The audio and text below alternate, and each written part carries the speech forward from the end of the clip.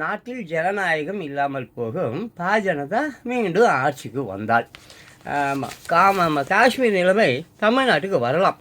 திருவாரூர் தேர்தல் பிரச்சார கூட்டத்தில் முதலமைச்சர் ஸ்டாலின் பரபரப்பு பேச்சு. ஐயோ, படித்த இளைஞர்களே, ஆமாம், எம்ஜிஆரை பற்றி நீங்கள் அறிந்து கொண்டவர்களாக இருந்தால் உங்களுக்கு இந்த விஷயம் ரொம்ப நல்லா புரியும். காஷ்மீரில் வந்து ஆர்டிகல் 370 அந்த சிறப்பு அந்த ரத்து பண்ணதுனால தான் இன்றைக்கி காஷ்மீரில் ஏதோ சின்ன சின்ன சண்டைகளோடு இருக்குது. இதுக்கு முன்னாடிலாம் எப்படி இருந்தது உங்களுக்கு தெரியும். தினம் சண்டை, தினம் பயங்கரவாதிகள், தீவிரவாதிகள், ஆக்கிரமிப்பு சண்டை, துப்பாக்கி சண்டை. இன்றைக்கி அப்படி இல்லை. ரெண்டாவது என்னமோ ஜனநாயகம் இருக்குதாமே தமிழ்நாட்டில் இருக்கான்னு கேட்குறேன். ஜனநாயகம், நாட்டில் ஜனநாயகம் இல்லாமல் போகுமா? தமிழ்நாட்டுக்கு காஷ்மீர் நிலைமை ஒரு மையம் பிரித்து எடுத்துகிட்டு போயிடலான்னு பார்க்குறாரா? என்னங்க அவங்க அப்பா அவருக்கு அவங்க பிள்ளைங்களுக்கு யாருக்குமே எதுவுமே கொஞ்சம் கூட ஏதோ இருக்குன்னு அது இருக்காத. மாஸ்கோ இசை அரங்கத்துக்குள் புகுந்து குண்டு, துப்பாக்கி சூடு, குண்டு வீச்சு. ரஷ்யாவில் IS பயங்கரவாதிகள் கொடூர தாக்குதல், 133 பேர் பலி, உலக நாடுகள் கண்டனம்.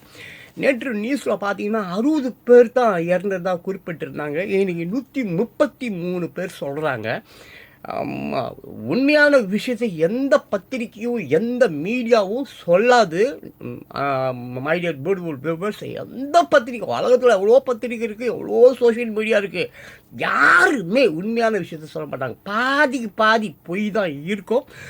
எனிவே எவ்வளோ பேர் செத்தாங்க நமக்கு தெரியாது. ஆனால் ஒரு விஷயம், நான் நாஸ்டானஸ் பார்த்துட்டு 3ஆம் உலகப் போர் பார்த்துட்டு ஒரு ஆர்டிக்கல் ரெடி பண்ணி வச்சுருக்கேன். அந்த வீடியோ என்னால் ரெடி பண்ண முடியல, ரெடி பண்ணி போடுறேன். நல்லா எழுதியிருக்கு. புதினுக்கு ஆபத்து தான். மாஸ்கோ இசை அரங்கத்தில் தீ கொழுந்து விட்டு எரிவது தெரிகிறது. அப்புறம் பாதிக்கப்பட்ட ஒருவரை வந்து கூட்டு கொண்டு வருகிறார்கள். அப்புறம் உக்ரைனுக்கு இதில் சம்மந்தம் இருக்கான்ற ஒரு பேச்சு ஒன்று ஓடுது.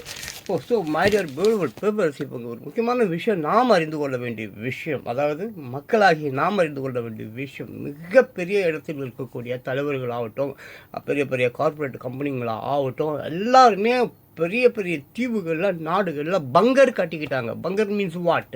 இந்த பேரிடரு அப்புறம் இந்த மாதிரி போர்லாம் வந்தால் இவங்க ஏதாவது ஒரு ஃப்ளைட் டிக்கெட் வச்சு சர்ன்னு போயிட்டு பங்கர் உள்ள போய் ஒழிஞ்சிப்பாங்க. அவங்களுக்கு தேவையான ஒரு மாதத்துக்கு தேவையான சாப்பாடுக்கு இப்போ டாக்டர் வைத்தியம் எல்லாமே அங்கே இருக்கும். மக்கள் நம்ம செத்து போய்டும். தயவுசெஞ்சு ஓட்டு போடும்போது ஜாக்கிரதையாக போடுங்க. ஆமாம், எம்ஜிஆர் படங்களை இப்படி பாருங்கள். நிறைய சினிமா வருது. 2012 ஒரு சினிமா படம் வந்தது, அதெல்லாம் பாருங்கள் ப்ளீஸ். சென்னை பொதுக்கூட்டத்தில் நாம் தமிழர் கட்சி வேட்பாளர்களை அறிமுகம் செய்தார் சீமான். கிருஷ்ணகிரி தொகுதியில் வீரப்பன் மகள் போட்டி. எனக்கு சீமானை பார்க்கும்போது, அவருடைய பேச்செல்லாம் கேட்கும்போது நானே அதிர்ந்து போவேன். அப்படி பேசுவார். கத்திக்கிட்டே இருக்காருங்க, 10 வருஷமாக கத்திக்கிட்டே இருக்கார். தனித்துத்தான் இருப்பேன்றதுல வேற ஒரு அட்டம். சின்ன வேற கிடைக்கல, பரவாயில்ல, கட்சி கட்டத்தில் கிடைச்சா கூட, கட்சி நாள் கிடைச்சா கூட, ஆமாம், அது குண்டூசியாக இருக்கட்டும், இல்லாட்டின்னு எதை கொடுத்தாலும் நான் ஜெயிப்பேன்னு சொல்லி போடுறாரு. பட் அவர் இந்த தமிழன் சொல்கிறது அந்த ஒரு விஷயம் எனக்கு பிடிக்கல. நான் ஏன்னா உலகம்னு சொல்வேன். அந்த ஒரு விஷயத்தை தவிர சீமான் ரொம்ப இஸ் அ கிரேட் மேன். அவ்வளோதான் சொல்ல முடியும். நமக்கு அரசியல் பற்றிலாம் ஒன்றும் தெரியாது, அரசியல் பற்றியும் தெரியாது, எதை பற்றி எனக்கு ஒழுங்காக ஒன்றும் தெரியாது. சென்னை தமிழ்நாட்டில் காங்கிரஸ் வேட்பாளர்கள் பட்டியல் வெளியீடு.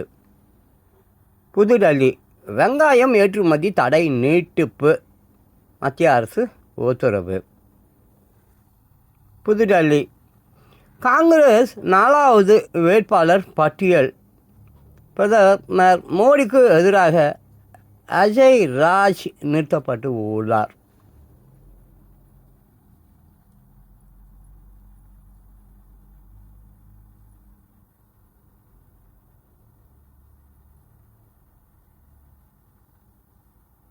தஞ்சையில் திமுக வேட்பாளருக்கு ஆதரவாக நடைபயிற்சி செய்தபடி வாக்கு சேகரித்த முதலமைச்சர் ஸ்டாலின் காய்கறி மார்க்கெட்டிலும் வியாபாரிகளிடமும் ஆதரவு திரட்டினார். சாலை ஓர இனிப்பகத்தில் டீ குடித்த ஸ்டாலின் பாருங்க, ஒரு கை அப்படியே கையை எருக்க மாட்டாரா? கை கையில் இருக்க போல இருக்குது. ஜெயிக்கிறதுக்கு முன்னாடியே இப்படின்னா ஜெயிச்சிட்டா தலைவர் காலியே கடுப்பார் போல இருக்குது. ஐயோ, சிரிப்பு வருது சிரிப்பு வருது, சிரிக்க சிரிக்க சிரிப்பு வருது, சின்ன மனுஷ பெரிய மனுஷன் நிலைய கண்டா சிரிப்பு வருது.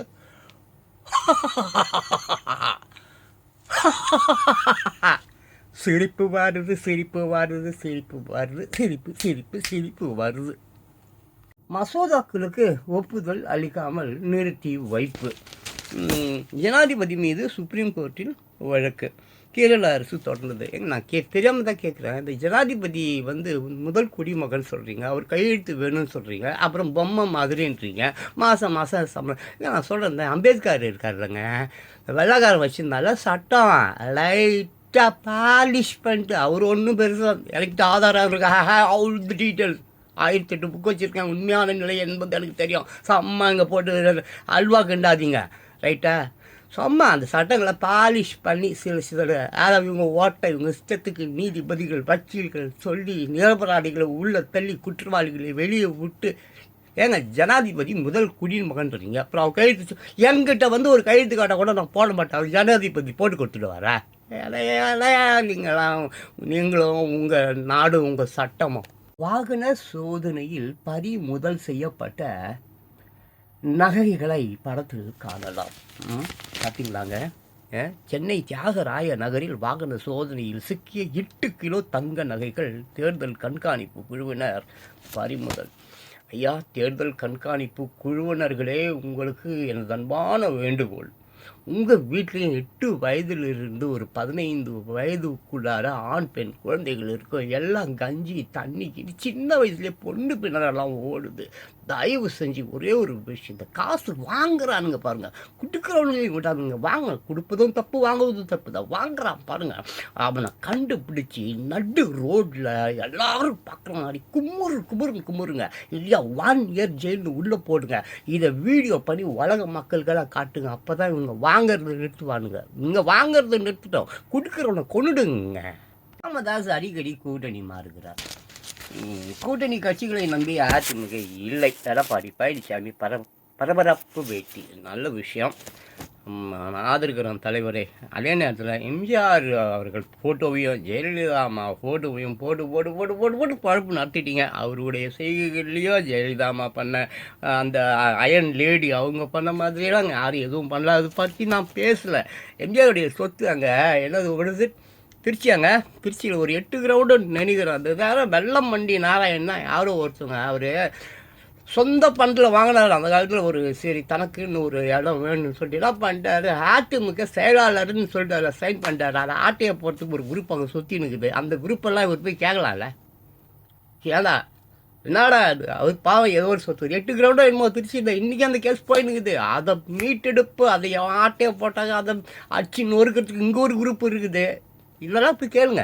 ஏன் தலைவரே அவனை அடிக்கிறீங்க? தொகுதிக்கு போய் பிரச்சாரம் பண்ணிட்டான்னு சொன்னால் வெயில் ரொம்ப அடிக்குது, வீட்டில் இருந்தே பிரச்சாரம் பண்ணட்டுமான்னு கேட்குறான். ஏண்டி, நான் கொடைக்கானல் 2 போகிறதுக்கு எல்லாம் எடுத்து வச்சிட்டியா? கயிறு டார்ச் லைட்டு எல்லாம் எடுத்து வச்சிட்டேன். உங்கள் சொந்தக்காரனுங்களுக்கும் செய்தி சொல்லிட்டேன். பெண்களுக்கு முன்னுரிமை கொடுக்கணும்னு அவங்க கப்பு அடிக்கிற வரைக்கும் 14 வருஷமாக நீங்கள் கப்பு எடுக்காமல் இருந்தீங்க பார்த்தீங்களா? அது அருமை ஆசிபி. ஆனால் இப்போ நான் பாட்டை வேலைக்கு போகிறேன், நீங்களும் வரீங்களா? என்ன வேலைடா? வேட்பாளர் கூட ஓட்டு கேட்டு போகணும்னா. இதோ உங்களுடைய புதிய அரசன் ருத்ராஜ் கைட்வாட். சென்னை நோன்பு கஞ்சி குடித்தபோது மூதாட்டி தொண்டையில் சிக்கிய பல் செட்டு. உயிரை காப்பாற்றிய ராஜீவ்காந்தி ஆஸ்பத்திரி டாக்டர்கள்.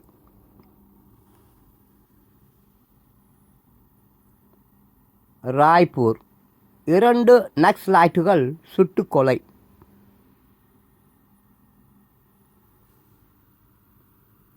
கொல்கத்தா திரிணாமுல் காங்கிரஸை சேர்ந்த முன்னாள் பெண் எம்பி வீட்டில் சிபிஐ சோதனை.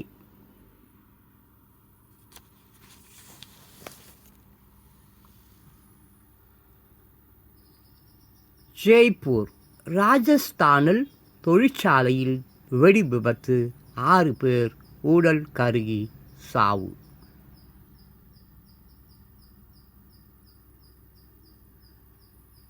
சென்னை சட்டவிரோதமாக வங்காளதேச எல்லைக்குள் நுழைய முயன்ற சென்னை போலீஸ் சப் இன்ஸ்பெக்டர் கைது.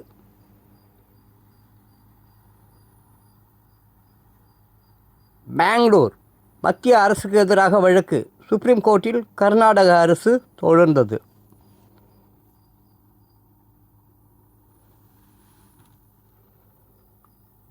சிம்லா முத்துச்சோழன் திடீர் மாற்றம். நெல்லை தொகுதி அதிமுக வேட்பாளராக ஜான்சி ராணி அறிவிப்பு.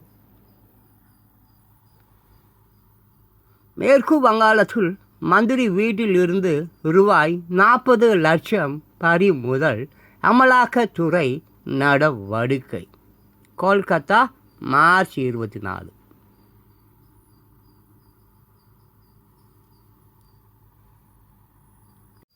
அன்பானவர்களே, வியூவர்ஸ், முக்கியமான செய்தி. நீங்கள் மெசேஜ் பிரியராக இருக்கலாம், இல்லை மெசேஜை அப்லோடு பண்ணுறவங்களா இருக்கலாம். ஆயிரக்கணக்கான லட்சக்கணக்கான சோஷியல் மீடியாக்கள் உலகத்தில் இருக்கிறது. எந்த ஒரு சோஷியல் மீடியாவும் நீ தப்பான ஒரு விஷயத்தை போட்டால் உனக்கு ஆதரவு அதிகமாக இருக்கும், நல்ல விஷயத்தை போட்டினா உனக்கு ஆதரவு இருக்காது. ஒன்று. ரெண்டாவது, நீ ஏதோ ஒரு லைக் போட்டுடுவேன், ஒரு ஷேர் போட்டுடுவேன், அதுக்கப்புறம் பார்த்தீங்கன்னாக்க ஆயிரக்கணக்கான லட்சக்கணக்கான மெசேஜை அவங்க தள்ளிகிட்டே இருப்பாங்க. உன் செல்ஃபோன் அப்படியே ரொம்பி ரொம்பி ரொம்பி அப்படியே ஹேங் ஆகி வெடிக்கிற ஒரு சூழ்நிலைக்கு அது தள்ளப்படும். உன் கையிலேயே அது வெடித்து நீ சாகக்கூடிய நிலைகள் உண்டு. இந்த உலகத்தை அழிக்கணும்னு சொல்லி தீவிரவாதிகள் பயங்கரவாதிகள் நினைச்சாக்க போதும். எல்லார் கையிலேயும் ஆண்ட்ராய்டு ஃபோன் இருக்குது. அந்த ஆண்ட்ராய்டு ஃபோனில் வைரஸ்ன்ற பேரில் எதையோ ஒரு அம்சோட கொண்டுடுவான், பார்த்துக்குங்க. இந்தியாவுக்கு எத்தனையாவது இடம்? உலகின் மகிழ்ச்சியான நாடுகளின் பட்டியலில் பின்லாந்து தொடர்ந்து 7வது முறையாக முதலிடத்தை தக்க வைத்து உள்ளது. இந்தியா 126வது இடம் வகிக்கிறது. கடந்த ஆண்டும் இதே இடத்தில்தான் இருந்தது. பின்லாண்டை தொடர்ந்து டென்மார்க், ஐஸ்லாந்து, ஸ்வீடன், இஸ்ரேல் ஆகிய நாடுகள் அடுத்தடுத்த இடங்களை பிடித்துள்ளன. இந்த பட்டியலில் அமெரிக்கா முதல் 20 இடங்களில் இருந்து வெளியேறி 23வது இடத்திற்கு தள்ளப்பட்டுள்ளது குறிப்பிடத்தக்கது. இந்தியாவுக்கு எத்தனையாவது இடம்? உலகின் மகிழ்ச்சியான நாடுகளில் இப்போ இந்தியா எத்தனாவது இடத்துல இருக்குது? 126வது இடத்துல இருக்குது. 21 ஆண்டுகள். நீங்கள் பிலிப்பைன்ஸில் உள்ள ஒவ்வொரு தீவிலும் ஒரு நாள் செலவழிக்க விரும்பினால் அந்த நாட்டில் உள்ள அனைத்து தீவுகளையும் பார்வையிட கிட்டத்தட்ட 21 ஆண்டுகள் ஆகும். ஏனென்றால் அங்கு 7640க்கும் மேற்பட்ட தீவுகள் உள்ளன. ஒவ்வொரு தீவும் மாறுபட்ட அனுபவத்தை கொடுக்கும். ட்ரை பண்ணி பாருங்கள். எங்கே செல்கிறோம்? அலைக்கற்றையின் அதிர் வலையால் ஆழ மரங்களில் குடியேறிய குருவி கூட்டங்கம் எங்கே? பயமின்றி படுத்து தூங்கும் பண்டைய காலத்தின் திண்ணை வீடுகள் எங்கே? தொலைநோக்கு பார்வை என தொல்லையை நோக்கி செல்கிறோம். அன்னை தந்தை மம் டேடி ஆனது, தாத்தா பாட்டி அயலார் ஆனார்கள். உறவுகளும் உண்மைகளும் தள்ளி செல்ல மனதுக்குள்ளே சத்தமின்றி புதைந்து கொண்டிருக்கிறது மனித நேயம். பூவே டிலி பாபு, கொளத்தூர், சென்னை. மகிழ்ச்சியும் நிம்மதியும். இயல்பாகவே நகைச்சுவை உணர்வு கொண்டவர்கள் எந்த பிரச்சனையாக இருந்தாலும் அதனை சாதுரியமாக எதிர்கொண்டு சமாளித்து விடுவார்கள். மகிழ்ச்சியான மனநிலையை தக்க வைத்துக் கொள்வதற்கும் முயற்சிப்பார்கள். அவர்களிடத்தில் மன இறுக்கம், மன அழுத்தம் போன்ற மன நலன் சார்ந்த பிரச்சனைகள் எதுவும் எட்டி பார்க்காது. எப்பொழுதும் மன இறுக்கத்துடன் இருப்பவர்களிடம் ஒருபோதும் மகிழ்ச்சி நிலைத்திருக்காது. அவர்களுடன் நெருங்கி பழகுவதற்கு பலரும் விரும்ப மாட்டார்கள். அதனால் அவர்களுடன் நட்பும் பழகுபவர்கள் குறைவாக இருப்பார்கள். அலுவலகம், பொது இடம், உறவினர் வீட்டு சுப நிகழ்ச்சிகளில் அவருடன் நெருங்கி பேசுபவர்களின் எண்ணிக்கையும் குறைவாகவே இருக்கும். வீட்டில் கூட குடும்பத்தினர் அதிகம் பேசாத அளவுக்கு தனிமை சூழலுக்கு தள்ளப்படும் நிலைமை ஏற்பட்டு விடும். மகிழ்ச்சியும் நிம்மதியும். வீடியோ 2. எப்போதும் கலகலப்பாக இருக்கும் குழந்தைகள் கூட பேசுவதற்கு தயங்குவார்கள். பொதுவாகவே பெண்களிடத்தில் நகைச்சுவை உணர்வு குடிகொண்டிருக்கும். அதிலும் நகைச்சுவை உணர்வு கொண்டிருக்கும் பெண்களின் வீட்டில் எப்போதும் மகிழ்ச்சியான சூழல் நிலவும். அவர்களிடத்தில் வீட்டில் உள்ளவர்கள் சகஜமாகவும் உரிமையோடும் பழகுவார்கள். வீட்டிலும் மகிழ்ச்சி நிறைந்திருக்கும். அப்படிப்பட்ட சந்தோஷமான மனநிலையும் எதையும் திருப்தியுடன் ஏற்றுக்கொள்ளும் மன பக்குவமே வாழ்க்கையை வளப்படுத்தும். இத்தகைய யதார்த்தத்தை புரிந்து கொள்ளாமல் எதிர்பார்ப்புகளுடன் வாழும் மனநிலையில் நிறைய பேர் இருக்கிறார்கள். நடக்கப் போவதை சுயமாகவே யூகித்து தேவையற்ற மன குழப்பங்களுக்கு ஆளாகி அல்லல் படக்கூடாது. மகிழ்ச்சியும் நிம்மதியும். வீடியோ 3. ஒவ்வொரு நாளும் கிடைக்கும் சாதாரண அனுபவங்களிலிருந்து மகிழ்ச்சியை பெறக்கூடிய கலையை கற்றுக்கொள்ள வேண்டும். மனக்கவலை, மனக்குழப்பம் இல்லாமல் மகிழ்ச்சியான மனநிலையில் இருக்க வேண்டும். அத்தகைய இயல்பான மனநிலையில் இல்லாதவர்களால் சிறப்பாக செயல்பட முடியாது. மகிழ்ச்சி தான் வாழ்வின் அடிப்படை தேவை. கவலை, துயரம், அதிருப்தி போன்ற உடல் நலனையும் மன நலனையும் பாதிக்கக்கூடியவை. வாழ்க்கையை ரசித்து அனுபவிக்க மகிழ்ச்சி எனும் கடலில் மூழ்கி நிம்மதி எனும் முத்தெடுக்கும் கலையை கற்றுக்கொள்ள வேண்டும். மகிழ்ச்சியும் நிம்மதியும். சாக்ரட்டிஸ். யாரும் வேண்டுமென்றே தவறு செய்வது இல்லை. அறியாமையே பெரும்பாலும் தவறுகளை செய்ய வைக்கிறது. மனிதர்களை பக்குவப்படுத்த அறிஞர்கள் போதனைகள் தேவைப்படுகின்றன. மனிதர்களை பக்குவப்படுத்த அறிஞர்களின் போதனைகள் தேவைப்படுகின்றன. மரணத்தை எண்ணி ஒருபோதும் துயரம் அடையாதீர்கள். உங்களுடைய உலகம் உங்களிடம் இருந்து தான் தொடங்குகிறது. தன்னை அழித்துக்கொள்ளும் உரிமை உலகில் எவருக்கும் இல்லை. உடல் வழி கிடைக்கும் இன்பத்தினை உதறியவர்கள் ஞானிகள். அவர்கள் மரணத்துக்கு அஞ்சுவது இல்லை.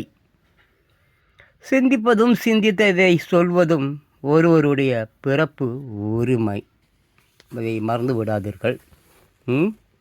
உண்மையை கொன்றுவிட்டு அதன் கல்லறையில் நான் இருக்க விரும்பவில்லை. உண்மைக்காக என் உயிரையும் தருவேன். சாக்ரட்டிஸ்.